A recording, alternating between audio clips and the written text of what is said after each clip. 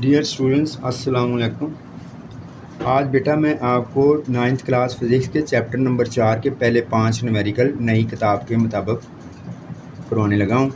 तो पहला न्यूमेरिकल है कि एक बॉडी पर 200 न्यूटन फोर्स लगाई जा रही है एंगल 30 डिग्री बनाते हुए।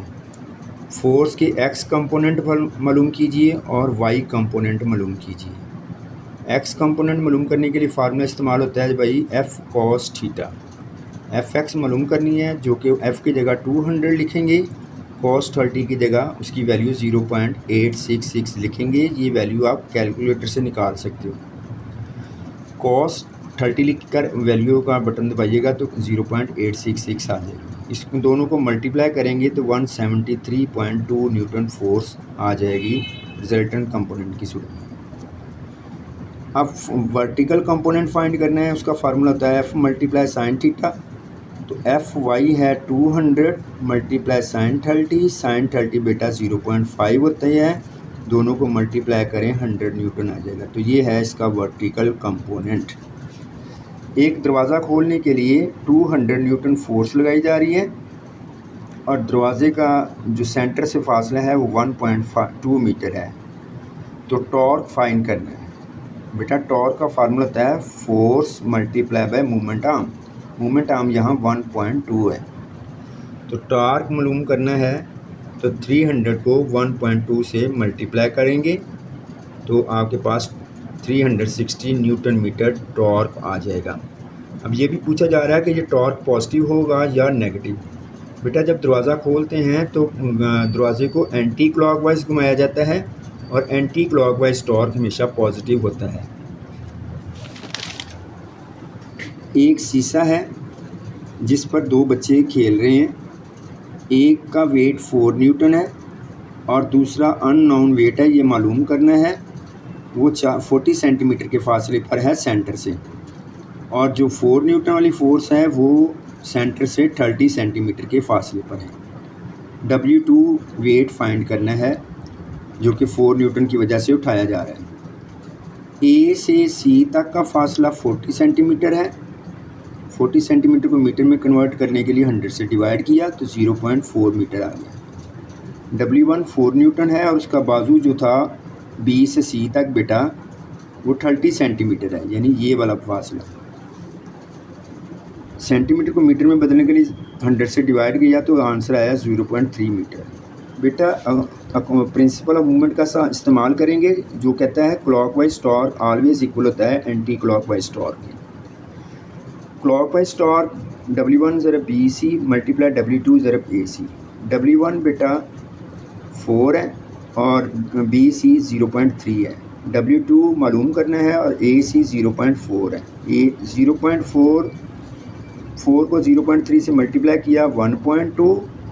अब 0.4 को राइट साइड से उठाकर जब लेफ़्ट साइड पे लाएंगे तो ये डिवाइड हो जाएगा। तो 1.2 को 0.4 से डिवाइड करेंगे तो बेटा वेट आ जाएगा 3 न्यूटन। न्यूमेरिकल नंबर 4 है बेटा। दो बच्चे हैं जो खेल रहे हैं एक शीशा पर। एक A पोजीशन पे बैठा हुआ है और दूसरा B पोजीशन पे बैठा हुआ है। A पोजीशन वाले बच्चे का मास 30 किलोग्राम है और B पोजीशन वाले बच्चे का मास 40 किलोग्राम है।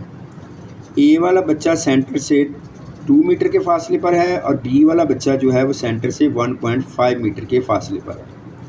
बेटा सबसे पहले दोनों मास को वेट में कन्वर्ट करें क्योंकि हमें वेट की ज़रूरत है। वेट का फार्मूला होता है मास मल्टीप्लाई जी। 30 किलोग्राम को 10 से मल्टीप्लाई कर देंगे 300 न्यूटन न्यूटन वेट बन जाएगा A बॉय का, और B बॉय का मास जो है 40 किलोग्राम है, इसको भी 10 से मल्टीप्लाई करें तो 400 न्यूटन हो जाएगा। R1 जो है 2 मीटर है, R2 जो है 1.5 मीटर है। अगेन यहाँ बेटा हमने ये साबित करना है कि ये दोनों शीशा जो है इक्विलिब्रियम स्टेट में है या नहीं। बेटा अगर ये इक्विलिब्रियम स्टेट में होगा तो दोनों तरफ का टॉर्क इक्वल आएगा। तो ठीक है, टॉर्क निकालते हैं। मैंने वेट 1 को F1 का नाम दिया और वेट 2 को मैंने F2 का नाम दिया। तो टॉर्क 1 हो जाएगा F1 मल्टीप्लाई R1 और टॉर्क 2 हो जाएगा बेटा F2 मल्टीप्लाई R2।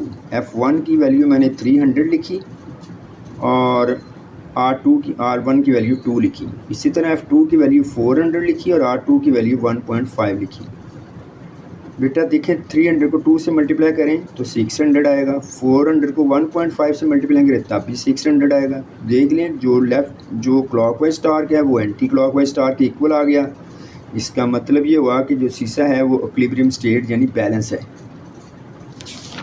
नेक्स्ट है जी, एक बार है, एक सलाख है जिससे एक वेट उठाया जा रहा है और इधर जो वेट उठाने वाला है उसने बेटा 250 न्यूटन की फोर्स लगाता है नीचे की तरफ, तो जिसकी वजह से इस तरफ लगने वाला लोड जो है वो उठाया जा रहा है। इसकी तरफ का जो फासला है वो 30 सेंटीमीटर है और सेंटर से अगला फासला जो है 5 सेंटीमीटर है। यानी इस 250 न्यूटन का बाजू 30 सेंटीमीटर है और इस लोड जो मालूम करना है बेटा इसका बाजू 5 सेंटीमीटर है। दोनों को बेटा पहले सेंटीमीटर से मीटर में कन्वर्ट करने के लिए 30 को 100 से डिवाइड किया, 0.3 मीटर हो गया, और 5 सेंटीमीटर को भी 100 से डिवाइड किया, ये 0.05 मीटर हो गया। प्रिंसिपल ऑफ मूवमेंट का इस्तेमाल करते हुए यानी क्लॉकवाइज टॉर्क इक्वल होता है एंटी क्लॉकवाइज टॉर्क के, तो फार्मूला इस्तेमाल किया force multiply movement arm. Force यहाँ F1 है, मूवमेंट आर्म R1 है, वेट मालूम करना है जो कि उठाया जा रहा है और उसका बाजू जो है वो R2 है। फोर्स जो लगाई जा रही है वो 250 न्यूटन है, उस तरफ का जो बाजू था वो 0.3 था। वेट मालूम करना है और उसका वेट की तरफ वाला बाजू 0.05 है। बेटा डेसिमल ख़त्म करने के लिए 0.05 का डेसिमल ख़त्म करने के लिए हमने ऊपर 100 लगाया और 0.3 का डेसिमल ख़त्म करने के लिए नीचे 10 लगा दिया। बेटा 0 0 से कैंसिल हो गया, ये 5 1 द 5 5 2 द 10 हो गया। अब 2 को 250 और 3 से मल्टीप्लाई किया तो 1500 न्यूटन वेट आएगा जो इस बार से उठाया गया है। शुक्रिया, उम्मीद है कि आपको ये न्यूमेरिकल समझ आए होंगे। इंशाल्लाह अगले 5 न्यूमेरिकल के लिए नेक्स्ट वीडियो बनाएंगे। अल्लाह हाफ़िज़।